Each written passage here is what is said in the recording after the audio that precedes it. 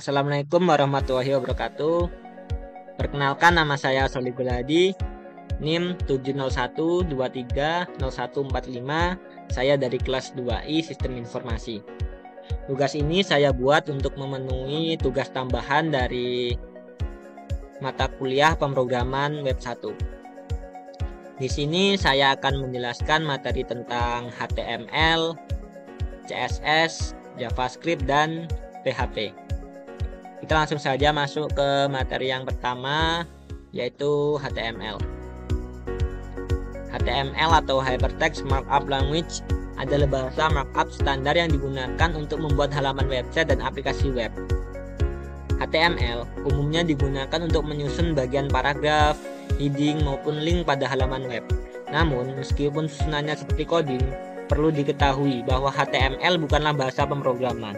HTML tidak dianggap sebagai bahasa pemrograman dikarenakan tidak bisa memberikan fungsi yang dinamis. Sekarang bahasa markup ini dianggap sebagai standar web resmi dan dikelola oleh World Wide Web Consortium yang juga bertugas merilis pembaruan rutin HTML. HTML digunakan sebagai dasar website. Website yang dibuat tentu memiliki beberapa fitur. Contohnya seperti JavaScript untuk mengatur perilaku web, lalu PHP untuk implementasi bahasa pemrograman pada server PHP, lalu juga mendesain web menggunakan CSS. Semua bahasa ini dapat kita aplikasikan jika web memiliki bahasa HTML sebagai dasarnya. Fungsi utama HTML sendiri yaitu untuk membuat suatu halaman website yang bisa dibaca dan dipahami dengan lebih mudah. Pada contohnya di sini ada pembuatan tabel. Di sini ada beberapa teks seperti tag head, tag body, tag table, dan sebagainya. Kita langsung masuk ke materi yang kedua, yaitu CSS. CSS merupakan singkatan dari Cascading Style Sheets dan biasanya digunakan untuk mengatur tampilan elemen yang tertulis dalam bahasa markup seperti HTML. CSS digunakan untuk menentukan gaya dari tampilan website yang akan dibuat seperti tata letak halaman, warna, dan font. Semuanya dapat ditentukan oleh CSS. CSS bertujuan agar website terlihat lebih menarik.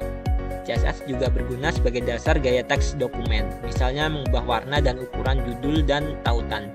Bahasa pemrograman ini berfungsi untuk membuat tata letak.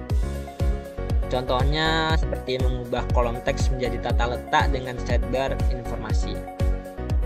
Salah satu fungsi CSS dapat menyediakan tampilan responsif untuk segala ukuran layar, baik desktop maupun seluler. CSS memiliki properti seperti max width dan min width untuk mengatur tampilan sesuai ukuran layar. Dengan begitu, situs web bisa memberikan pengalaman pengguna yang lebih baik. Ada beberapa macam CSS. Yang pertama yaitu inline CSS. Seperti namanya, kode CSS ini langsung ditempatkan di dalam baris kode HTML. Lalu yang kedua ada internal CSS. Kurang lebih tipe yang satu ini mirip dengan inline CSS, namun kodenya tidak dituliskan di baris yang sama, tetapi pada bawah tag, di dalam tag head, dan kita buat style. Lalu yang ketiga ada eksternal. Eksternal ini yaitu kita harus membuat file dulu atau membuat file baru yang khusus untuk membuat CSS. Lalu kita dapat menambahkannya pada tabel head,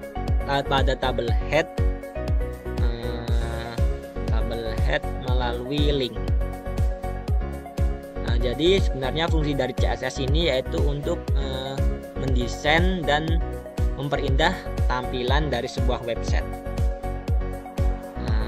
Contohnya yaitu seperti di samping ini, yaitu kita dapat merubah ukuran, merubah background, dan lain sebagainya. Lalu yang ketiga ada JavaScript. JavaScript adalah bahasa pemrograman yang digunakan dalam pengembangan website agar lebih dinamis dan interaktif. Selain membuat web jadi lebih dinamis dan interaktif, JavaScript digunakan juga untuk berproses logika data. Intinya, fungsi JS tidak hanya soal urusan front end, tapi juga sekaligus dipakai untuk urusan back end. Saat ini, JavaScript digunakan untuk membuat berbagai macam aplikasi web, mulai dari website yang sederhana hingga website yang kompleks. seperti sosial media, e-commerce, game, dan masih banyak lagi contohnya. JavaScript tidak hanya digunakan di sisi klien atau browser. Semenjak adanya Node.js, JavaScript dapat digunakan di luar dari browser. Dapat menggunakan Postman atau API. Dengan begitu kita bisa mengembangkan backend server, konsol, program desktop, mobile, IoT, game, dan lainnya menggunakan JavaScript. Secara umum, HTML, CSS, dan JavaScript bekerja bersama-sama untuk membuat halaman web yang menarik dan interaktif. Jika kita ibaratkan sebagai tubuh manusia, HTML itu seperti tulang atau kerangkanya, sedangkan CSS yaitu kulitnya, dan JavaScript yaitu seperti saraf atau urat nadi kita yang dapat memberikan fungsi agar dapat bergerak. Jadi JavaScript memberikan kemampuan interaktif dan fungsi dinamis pada sebuah halaman web. Sekarang masuk ke materi yang terakhir, yaitu PHP. PHP atau Hypertext Preprocessor adalah bahasa pemrograman open source yang umumnya digunakan untuk membangun aplikasi web dinamis dan interaktif. PHP dapat dijalankan pada server web dan dikombinasikan dengan HTML, CSS, dan JavaScript untuk membuat halaman web yang dinamis. Sebagai bahasa penulisan skrip atau bahasa yang mengotomatiskan eksekusi taks, PHP sebenarnya mirip dengan JavaScript dan Python. Namun yang membedakannya adalah PHP digunakan untuk komunikasi di sisi server, sedangkan JavaScript digunakan untuk front end dan back end, serta Python hanya untuk sisi server atau back end saja.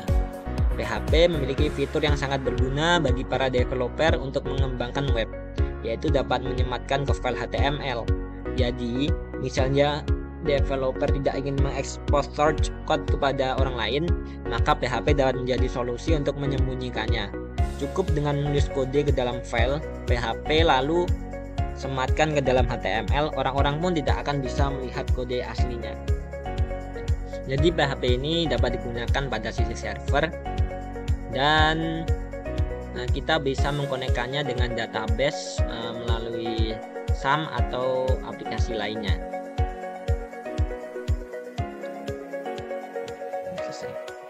Langsung ke contohnya.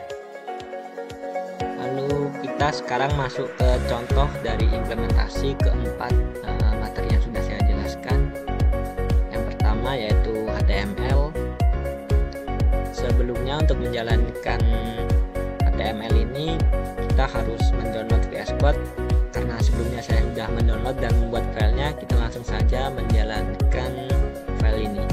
Kita dapat menjalankannya melalui run, lalu start debugging.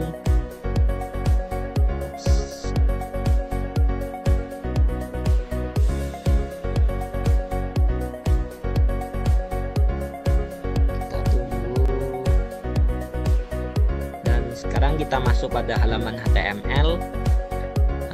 Ini tadi pembuatan file HTML, yaitu membuat sebuah tabel. Lalu di sini sudah saya kombinasikan dengan CSS, yaitu merubah background pada daftar mahasiswa dan nama, NIM, dan kelas ini. Lalu saya juga merubah warna dari background pada kata OK ini. Lalu untuk JavaScript-nya yaitu memunculkan halaman peringatan, yaitu tombol OK telah diklik. Ini merupakan script dari JavaScript. Ketika kita pencet OK, kita akan pindah pada halaman yang lain. Oke, kita langsung saja masuk ke contoh dari file PHP. Sebelum kita menjalankan file PHP, kita harus memastikan servernya sudah terhubung pada SAM ini. Lalu untuk menjalankannya kita dapat melalui browser. Di sini saya sudah jalankan, atau kita ulang saja. localhost.praktek.php.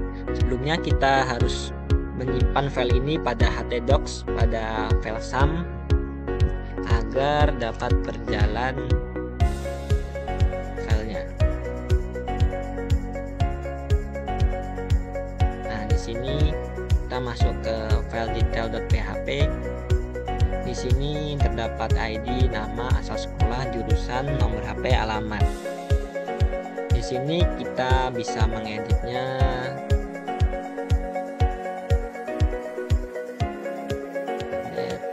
Kita juga dapat menghapusnya. Kita juga dapat menambah pesertanya. Oke, mungkin itu saja penjelasan materi dari saya.